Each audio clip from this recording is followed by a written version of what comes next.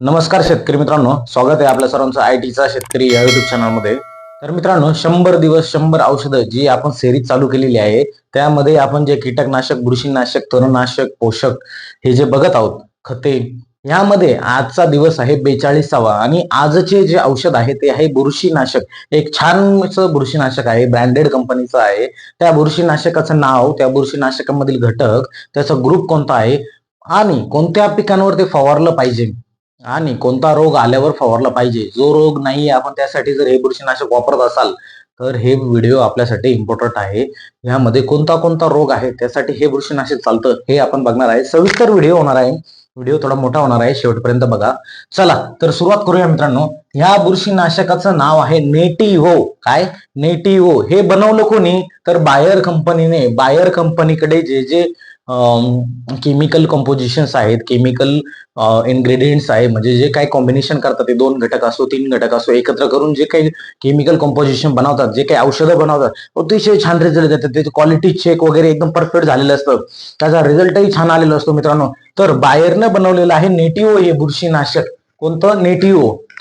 आता हे बुरशीनाशक जे आहे मित्रांनो, हे स्पर्शजन्य आहे की आंतरप्रवाही? तर हे बघा, आंतरप्रवाही आहे. आंतरप्रवाही म्हणजे काय मी पुन्हा सांगतोय मित्रांनो. जर तुम्ही फवारा मारला, आता समजा हे तुमचं झाड आहे, झाडाला तुम्ही फवारा मारला, इथं इथं इथं इथं पानांवर फवारा पडला, तर जर तुमच्या प्लॉटमध्ये बुरशी असेल, या जमिनीच्या आतमध्ये मुळांवरती जरी बुरशी असेल, जमिनीमध्ये बुरशी असेल, तरी हे झाड जे आंतरप्रवाही असेल, औषध अंतर्प्रवाही असेल, तर हे झाड हे औषध पूर्ण शोषून घेतं.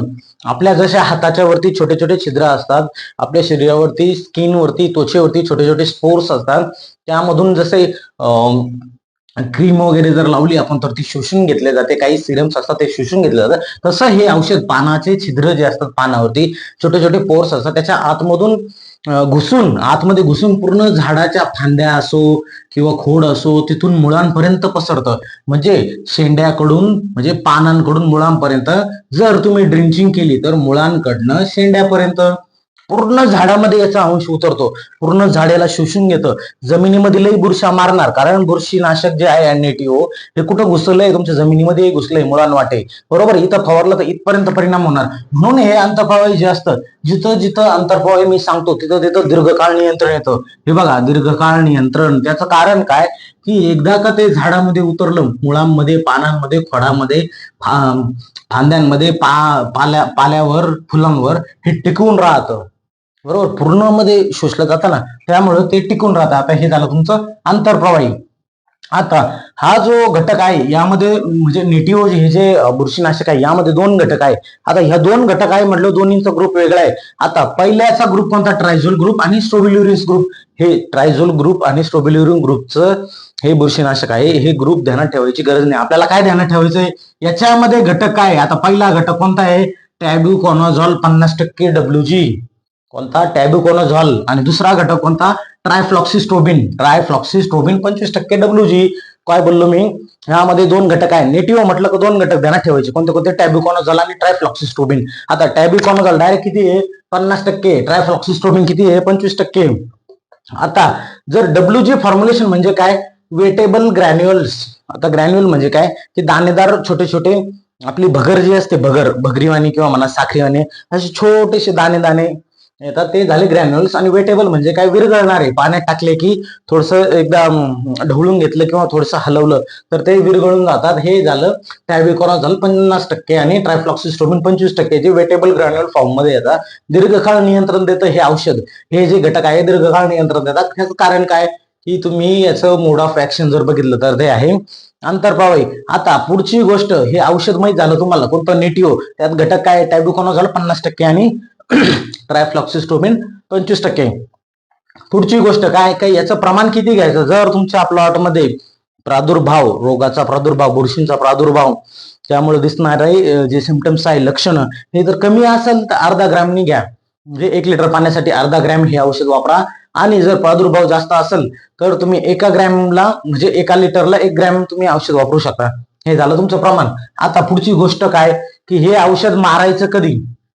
जर समजा तुमच्या प्लॉटमध्ये तांबेरा रोग जर दिसत असेल, तांबेरा, तांबरा, म्हणजे जर प्लॉट असं तांबडट पडत असेल, भुरका पडत असेल ना, गहू असो, गव्हावरती तांबेरा रोग येतो बघा. आता समजा फेब्रुवारीच्या सुरुवातीला काढणीच्या आसपास येतो, ज्यावेळेस ओंबी फेकता ना गहू, त्यावेळेस तांबेरा रोग येतो. असा भुरकट भुरकट प्लॉट दिसतो, तांबडा पडलेला दिसतो प्लॉट.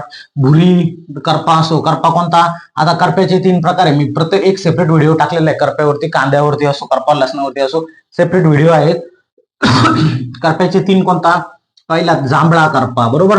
दुसरा काळा करपा, तिसरा तपकिरी करपा. आता हा जो जांभळा करपा असतो पहिला मित्रांनो, अल्टरनेरिया पुरी नावाची बुरशी असते, त्या बुरशीला दिलेले नाव आहे अल्टरनेरिया पुरी. ती कोणता करपा पसरवते किंवा कोणता करपा तयार करते? तर जांभळा करपा. कोलेटोट्रियम नावाची बुरशी काळा करपा तयार करते, काळा करपा पसरून देते, काळा करपा वाढून देते. आता याच्यानंतर जो तपकिरी करपा येतो तो म्हणजे स्टेम फिलियम नावाची बुरशी असते. या 3 बुरश्या असतात. बुरशींची नावं जसं मावा असतो, तुडतुडे असतात, थ्रिप्स असतात, असं बुरशांमध्ये करपा पसरवणाऱ्या बुरश्या. आता पहिली कोणती सांगितली मी? जांभळा करपा म्हणजे कोणती? अल्टरनेरिया पुरी नावाची बुरशी. या बुरशीचं नाव जरी नाही ध्यानात राहिलं तरी समजून घ्या की जांभळा करपा, बरोबर. त्याच्यानंतर काळा करपा, कोलेटोट्रियम नावाची बुरशी. त्याच्यानंतर तपकिरी करपा म्हणजे कोणती बुरशी? स्टेम फिलियम नावाची बुरशी. ह्या बुरश्या ज्या असतात ना मित्रांनो, या बुरशांना मारण्याचं काम कोण करतं? टॅबिकॉनोझोल करतो आणि ट्रायफ्लॉक्सीस्ट्रोबिन करतो. कारण काय? जबरदस्त प्रमाणात आहे, 50% आणि 25%.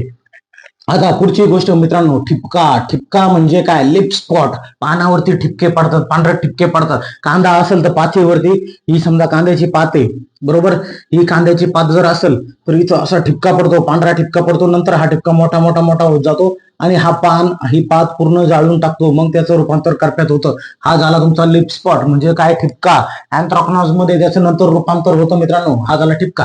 हे जर तुम्हाला लक्षणं दिसत असेल तर तुम्ही काय मारायचं? नेटिव्ह आणायचं, बरोबर. त्याला ग्रॅन्युलर फॉर्मॅटमध्ये भेटतं, कालून बिलून मस्तपैकी मारून द्या. अर्धा ग्रॅम न मारा, नाही वाटलं तुम्हाला समजा जर जास्त प्रादुर्भाव असेल 1 ग्रॅम नाही घेऊ शकता मित्रांनो, असं. आता पुढची गोष्ट काय मित्रांनो, की हे मारायचं कुठं? गहू पिकावरती तांबेरा असेल तरी मारू शकता, भातावरती भुरी असेल तरी मारू शकता, द्राक्ष असेल त्यावरती मारू शकता, मिरची, टोमॅटो, आंबा, यामध्ये कांदा लसूण, कांदा असेल तरी मारू शकता मित्रांनो तुम्ही. कांद्याला, लसूण, कांदा असेल, लसूण असेल, करप्यावरती अतिशय छान काम करतं. आता मित्रांनो इथे एक नोट घ्या की जर तुम्हाला तुमचा कांदा असेल, उदाहरणार्थ मी आता इथे एक तुम्हाला समजण्यासाठी, आता जर समजा तुमचा कांदा पीक आहे, कांदा पीक असेल या त्याच्यामुळं जर तुमचा कांद्यांमध्ये मुळकूज मुळसड असेल, काय बोललो मी? मुळकूज मुळसड असेल तर त्यावरती हे चालतं का? नाही. मी कुठेही लिहिलं नाही, मुळकूज मुळसडसाठी हे औषध चालणार नाही, रिझल्ट भेटणार नाही. जर तुम्हाला करपा असेल तर कांद्यावरती चालेल. मुळकूज मुळसड म्हणजे काय? की जी तुमची व्हाईट रॉट नावाची बुरशी आहे, मुळा, व्हाईट रॉट, पांढऱ्या मुळांवर कार्यक्रम करणार, मुळा खाऊन टाकणार, मुळा कुजवून टाकणार, मुळा सडवून टाकणार, ही झाली व्हाईट रॉट नावाची बुरशी. आता मर रोग जर आला, हे झाड जर मरायला लागलं, बरोबर, मर रोग ही खालूनच वर जातो, मुळा आधी खराब होतो, मुळकूज मुळसड नंतर मर रोग येतो. मर रोग म्हणजे फ्युजेरियम ऑक्झिस्पोरम नावाची बुरशी, त्यासाठी हे काम करत नाही. कन्फ्युजन करू नका. जे आपल्या याच्यात जो रोग आहे त्यालाच पर्टिक्युलर सुटेबल औषध घ्या. उगीच हे घ्यायचं, मर रोग आला आपण जर नेटिव्ह मारत बसलो, आपण शेतकरी, आपण नको ते औषध मारून आपण खर्च वाढवून घेणार आहे. पर्टिक्युलर जो रोग आहे त्यासाठी जे ते औषध मारायचं. तर मित्रांनो ही झाली माहिती नेटिव्ह बद्दल. नेटिव्ह मधील घटक बघितला, त्याचं कार्यप्रणाली बघितली, मोड ऑफ ऍक्शन बघितलं, कसं काम करतो, कोणत्या रोगांवर चालतं, कोणत्या बुरशा मारतात, करप्यामधील अल्टरनेरिया पुरी असो, कोलेटोट्रियम असो, त्यानंतर तुमची स्टेम फिलियम असो, व्हाईट रॉट वर चालत नाहीये, फ्युजेरियम ऑक्झिस्पोरम वरती चालत नाही. आता गहू पीक असो, द्राक्ष, भात, मिरची, टोमॅटो, आंबा, कांदा, लसूण, हे सगळ्यांवरती मारू शकता तुम्ही. आता फक्त काय मारायचं? आता फक्त एक लाईक मारा, सबस्क्राईब मारा, शेजारील बेल आयकॉनला क्लिक करा. मी पुढचा व्हिडिओ टाकला तर तुमच्यापर्यंत नक्की येईल, त्यासाठी बेल आयकॉनला क्लिक करा मित्रांनो. धन्यवाद.